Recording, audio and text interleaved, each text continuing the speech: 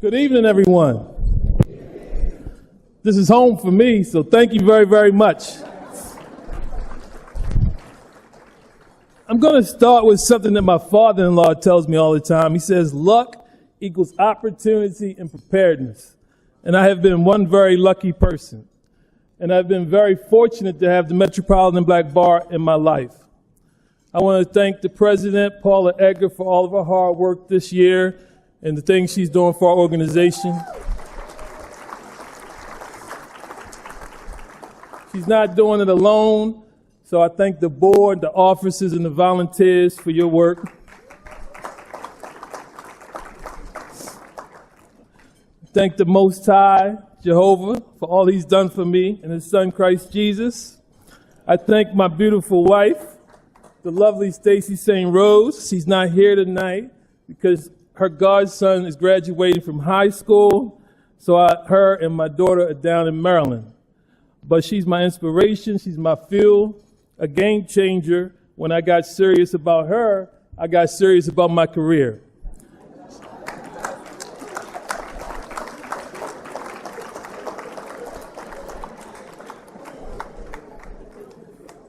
I'd like to thank Margot Ferrandino for being a great friend, a great mentee, and for nominating me for this award. I want to take a step back and thank the Honorable Priscilla Hall, the Honorable Judge Cheryl Gonzalez, the Honorable Alvin Yearwood, and the presidents that came before me, particularly Nadine Johnson, the Honorable Dakota Ramsher, and Xavier Downson. And why do I say this? Because the MBBA is very near and dear to my heart, and I recall being a member of the city bar and Judge Gonzalez tapping on my shoulder at a gala like this and said, I think it's time for you to join the MBBA board. And that's how this all got started, because Judge Gonzalez tapped me on the shoulder and said, join the board. And then her and Nadine Johnson conspired to put me in the leadership pipeline of this great organization. So thank you for that. I share this award with you. I grew up in the MBBA, and I want to tell you this, I became a life member first before I ever got any reward from the MBBA of any kind. And so, and I don't mean this kind of award, but I mean any of the fruits that the organization had to bear for me, thankfully. And so I'm encouraging all of you to become life members of the MBA. You're going to die black. The organization is black. And so get on, come on, get down with it.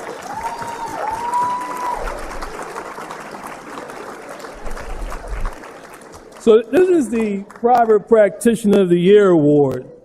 And so I really want to thank, and this is the theme is so appropriate, building the legal diversity pipeline. And so let me tell you a little bit about how I got built to receive this award.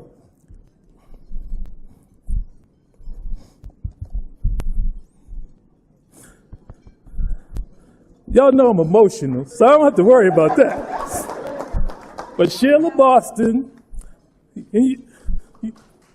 Dean Garfield, Colton Banks, Sean Mason, Michelle Bussey, Tamara Steffen. You may know some of these people, you may not. They were all associates at K-Shoulder. I'm a little boy from Baltimore.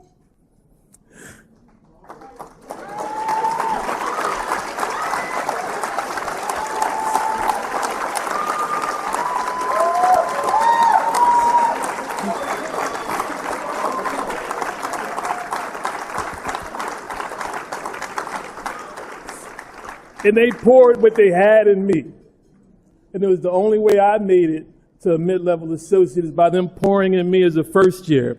And I used everything they gave me to kind of learn the law and to learn how to survive in a world, in a big law firm world that really wasn't ready for the African American, frankly.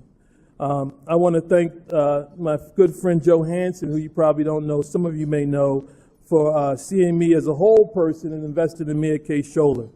You saw Richard Harris, Warden Bellamy, David Critchlow is out here, Sharon Bowen, a gentleman, Herb Revolt, you probably don't know, for taking the time and helping me understand the business of law and how to succeed and how to be on the path to partnership, mentoring outside of the law firm. So when we talk about building a pipeline, these are the things we need you to do to help young people grow into mature lawyers, successful and happy at what they do.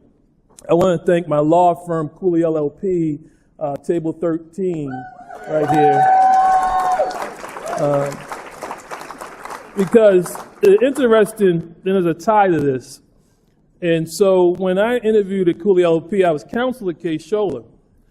And I was ready to become a law firm partner. So when I was interviewing with Cooley LLP, they said, well, there are 3 factors, because we don't really bring in counsel and make them partner. But one of the factors was the leadership that I had here in the Metropolitan Black Bar Association. So I had the trial experience, I had the pedigree, and I had the leadership experience. And they said, well, if you have all 3 of those, you're ready to come in and be a partner with us without question. And they were the only firm that actually credited the leadership. And so I have to thank them for seeing that in me and bringing me into their partnership. Thank you.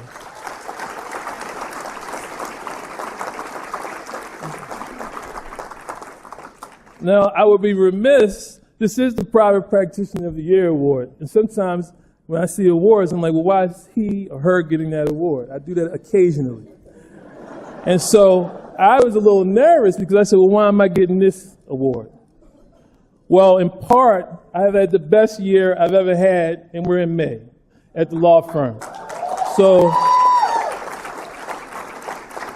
you know, I would like to thank the Googles of the world, the Motorola's of the world, the Microsofts of the world, the Pier 1s of the world, the Chases of the world, the AXA Equitable's of the world, the Rakuten Marketings of the world, the TMP Worldwide of the world, the Estee Lauder's of the world, you know, all of those people who have invested in me.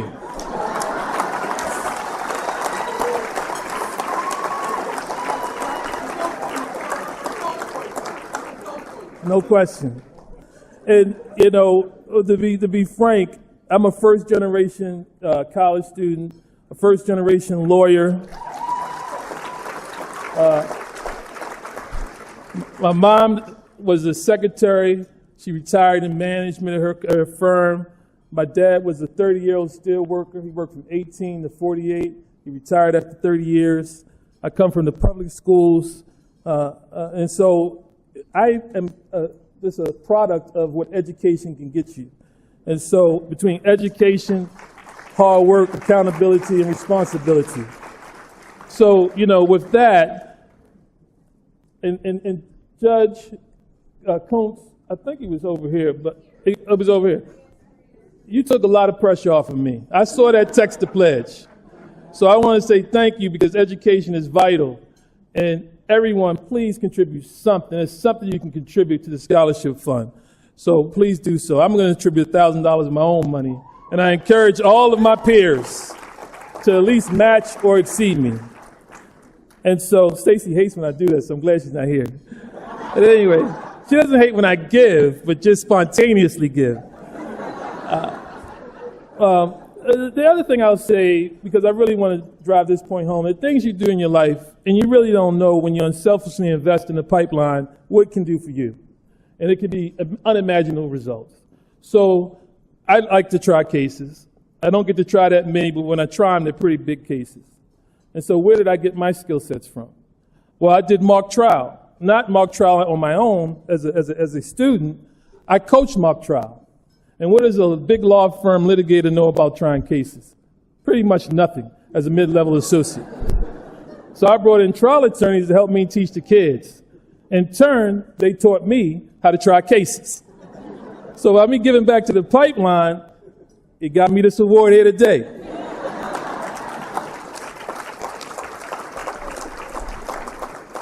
So I would say give back to the pipeline.